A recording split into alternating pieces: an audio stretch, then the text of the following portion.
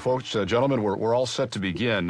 Let's begin, first of all, with what Stephen Hawking said, and that was his claim that the laws of physics and not the will of God provides the real explanation for how life on Earth came into being. And Dr. Lennox, you're the scientist, so let me begin with you. Is this a new claim from the scientific world? Not at all. I think that for the past while we've been getting people claiming that the laws of physics, even the laws of mathematics, can provide a satisfactory explanation for the origin of the universe. So there's nothing new here, and in my view, it's as self-contradictory as it's ever been. Well, Ravi, does it surprise you that scientists who long ago dismissed God feel this need to continue to argue for his non-existence? Not in the general sense, Bob, because I think there'll always be those who would want to drive this kind of thinking to the metaphysical realm, even though it's unfamiliar terrain to them in some ways. But I think it did surprise me that Stephen Hawking went this route. You wonder whether something controversial is what the listening or the reading audience wants to have in order to chase a book down or chase a program down, whether something of this nature was exactly the oil into the flames to get the book read and so on. But when he ended his last book, and his comment was that, now we've told you what, if we told you how or why, then we need the mind of God. Ending on that note of submission to something transcendent was a noble way to end. So I don't know what's driving this, but his comment on it actually did catch me by surprise. I have to say that. It would actually appear, I heard just recently, that it was the publisher, Ravi, that got him to put that bit in at the end. Because people over here in the media are saying he's essentially been an atheist all along. Well, this is fascinating if that is so. And sometimes I have known in other realms publishers pushing for a certain line or a certain statement or a certain name or a certain word, because that is precisely in this media-dense society of ours what gets the book bought and sometimes never read, but certainly to be put on the shelf out there. Well, Dr. Lennox, you've said that Hawking's views are misguided because physical laws can never provide a complete explanation of the universe. Why not? Well, let's step back from that a little bit. The chief flaw, as I see it, in Hawking's argument, and of course there's no question, he's a brilliant theoretical physicist. I was just a bit behind him in Cambridge, and he is a very brilliant man.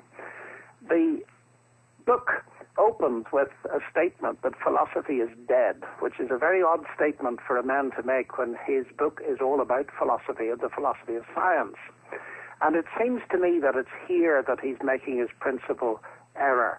What he's doing is offering us a set of false alternatives. Either God created the universe or physical law.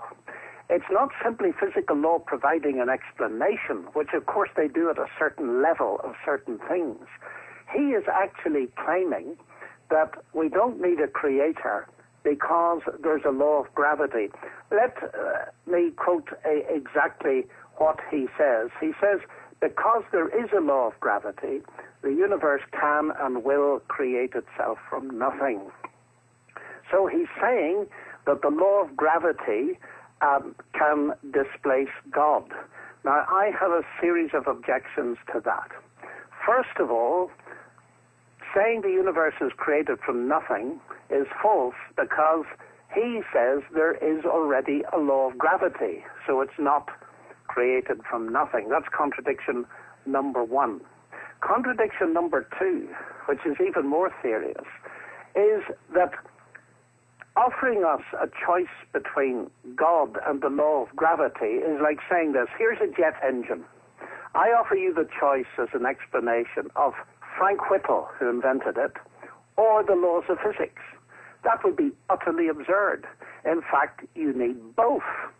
You need both Frank Whittle, the agent who designed it, and you need the laws of physics. But it's even worse than that, because if you've Frank Whittle and the laws of physics, you still don't get a jet engine. You've got to have some matter for him to work on. And that brings me, sorry to go on a bit here, but that brings me to the central issue and it seems to me a very serious mistake. That is, laws do not create anything. They are our descriptions of what normally happens. The laws of physics don't even cause anything.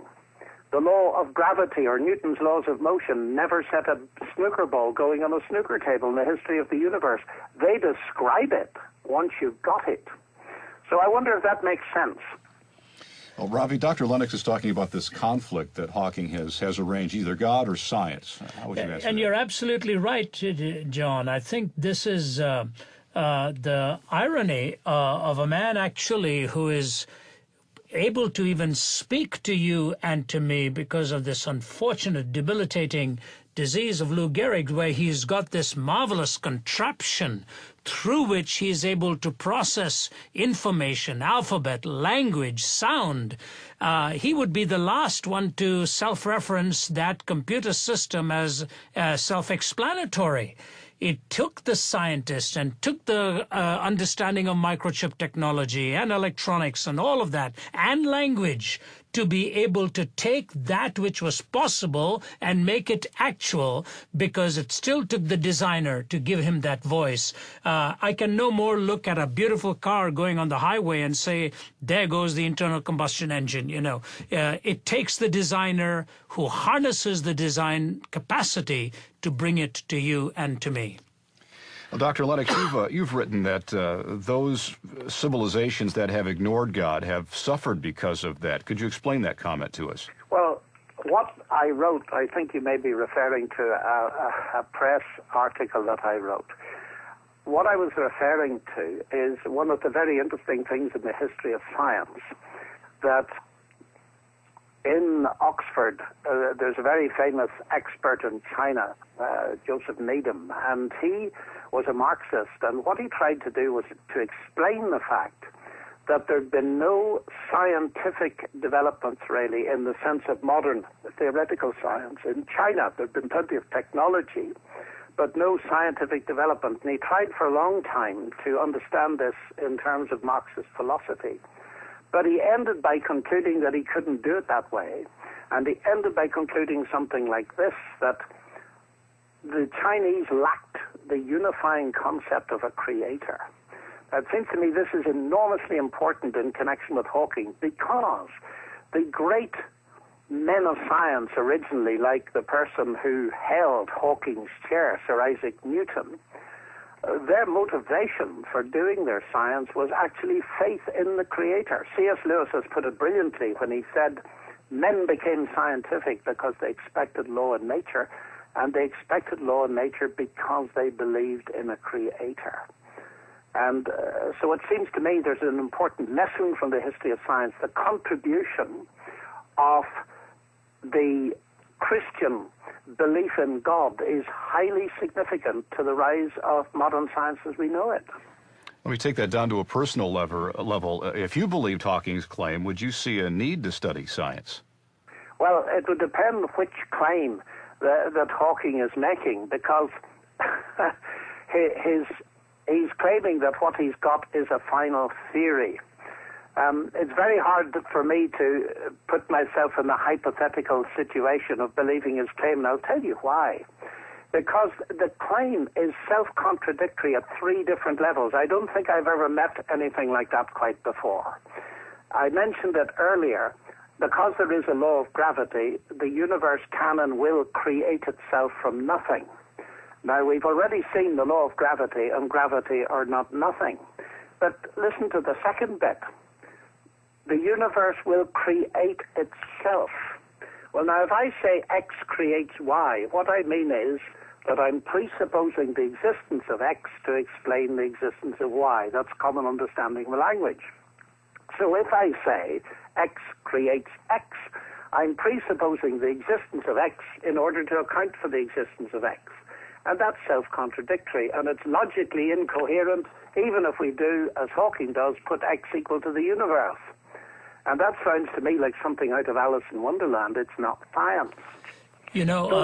Sorry, John, go ahead. Yes, you go ahead, Ravi. No, please finish that thought. I was just going to leapfrog on that one there. Well, I was just going to say that the question to me was if I believed Hawking's claim, but I can't believe self-contradictory claims. And he sounds very much to me like Peter Atkins, an Oxford colleague, who said, space-time generates its own dust in the process of its own assembly. And I think one of the best comments on it was Keith Ward's comment. He's Regis Professor Emeritus of Theology here in Oxford. He says, look, it's logically impossible for a cause to bring about some effect without already being in existence. And then he ends, between the hypothesis of God and the hypothesis of a cosmic bootstrap, there's no competition. We were always right to think that persons or universes who seek to pull themselves up by their own bootstraps are forever doomed to failure. And that seems to be the heart of the matter, Ravi. It's absolutely right, John. And you are familiar with John Conwell, Yes. who's the director of Cambridge Science and Human Dimension Project at Jesus College in Cambridge.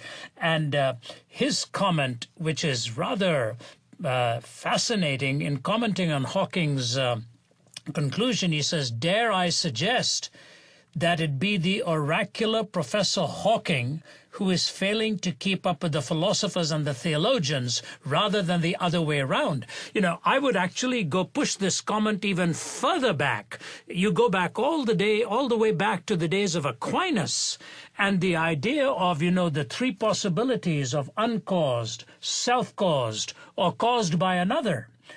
And you've just taken us through that. To be self-caused, you'd have to exist before the effect. To be uncaused, you'd have to have a total existence of nothing, no thing, which something even Aristotle couldn't define when he said it's that which rocks dream about, bringing in the existence of a rock in order to talk of a dream. And so you get the uncaused and self-caused as actually ending up in some form of contradiction. It has to be the caused by another. And what Einstein said in the convergence of three ultimate realities, to him actually, he talked about music, the laws of nature, and, quote, God or mind. I think he had that reverence for the possibility that something greater than merely a law was at work, and he was willing to take that step back and leave it in time and discovery. For absolute negation of this sort, to me, is nothing more than gimmickry and defies both science and logic. Yes, it does indeed. And I think you hit there, Ravi, on a very important thing. At the very minimal level, what we're saying is this: there's got to be something more. Why is there something rather than nothing? And Hawking actually has failed to answer that question. But I remember listening to him, as I'm sure you did too, on more occasions than I did, John. And some of his views that he's propounded here actually have been along in his mind for a long time, and then now sort of in a co-authorship bringing this about. I remember listening to him at the Lady Mitchell Hall in 1990 when he was talking about determinism, because he found his own theory leading him to the unbreakable stranglehold of determinism. And at that point, I remember a question coming from the floor: how do you break free from determinism if naturalism is all you have to start with? And I remember him ending his talk with these words, and literally a groan going through the audience. He said, yes, we are all determined, but since we don't know what is determined, we may as well not be. That's the only way he sort of provided an escape hatch to sort of keep pursuing, even though everything was determined and all was by design moving towards an inescapable end with no mind ultimately behind it. That's right. Oddly enough, you didn't know this. I was at that lecture. Is that right? we were in the same room at the same time. And you remember that well, don't you? Yeah, happening. I do indeed. Yeah. And the very interesting thing is that he has brought this scientific determinism back into this book, and says the book is based on scientific determinism. And he says it's hard to see how free will can operate if our behavior is determined by physical law. And that it seems, and this is a quote, we are no more than biological machines, and free will is just an illusion. Yep. Now, that strikes me as very interesting indeed, because, of course, if he's as determined as he claims to be, then that takes all meaning away from the book he's just written that's supposed to convince us of that particular theory. Right on, John. This is it. It's even if everything he's saying is true, it becomes a self-defeating endeavor, because then truth as a category is evicted, and he is hardwired to come to this conclusion. I like to put it this way, Ravi, sometimes. People say to me, you say that because you're an Irishman. and what they're committing is the genetic fallacy. Yep. Because they can give some sort of what they think is deterministic explanation, therefore what I say is of no value. Now, that's exactly what's happening here. And it's very interesting to see what a very eminent theoretical physicist, because that, of course, is what Hawking is, John Polkinghorne has to say. Uh-huh. And he says this: in the opinion of many thinkers, human freedom is closely connected with human rationality. If we were deterministic beings, what would validate the claim that our utterance constituted rational discourse? Would not the sounds issuing from mouths or the marks we made on paper be simply the actions of automata? And then he says this: all proponents of deterministic theories, whether social and economic, Marx, or sexual, Freud, or genetic, Dawkins and E.O. Wilson, and he might well now add, or physics, Hawking, they need a covert disclaimer on their own behalf, accepting their own contribution from reductive dismissal. Yeah, this is exactly what Berlinski strikes at too in his writings. He does. Yeah, I think this very end, I can just hear Dr. Polkinghorne saying this, having taken one of his great courses in quantum out there. This is the proviso they give for themselves while still asserting an absolute that really does not legitimize that proviso. I think the dangerous ground here to me, John, is so immense. We're really going back in some ways to psychological theories of the 60s and so on. If you remember, I remember at that point B.F. Skinner's book Beyond Freedom and Dignity. Yeah. Same kind of ground will have to be traversed again. What are we going to do with the criminal? What are we going to do with choices?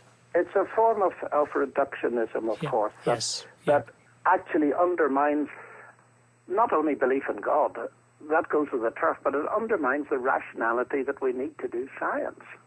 So that what Hawking is doing in suggesting, for instance, as he does explicitly in the book, that human beings are nothing but molecules and atoms. Mm-hmm. This is back to Francis Crick and the astonishing hypothesis.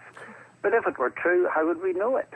Yeah, I think the word you use is key. That was my first reaction when I was reading his interview, and that was completely reductionistic.